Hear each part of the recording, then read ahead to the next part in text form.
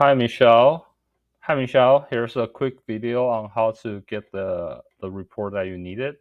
So you notice there will be a new tab right here called MC Orders. You can go to Order Overview, and then over here you can select the date. Pretty much we're starting October 1st, right, until today.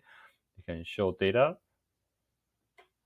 and then you just go, or you can just click download. Sorry, I think you should click download. And then it will show up all the orders right here. And then all you have to do is select the date and then download the Excel. And then it will pop out right here in an Excel file.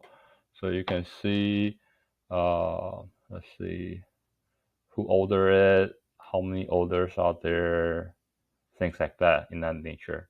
Hope it helps. If you have any question, please let me know. Thank you. Have a good day.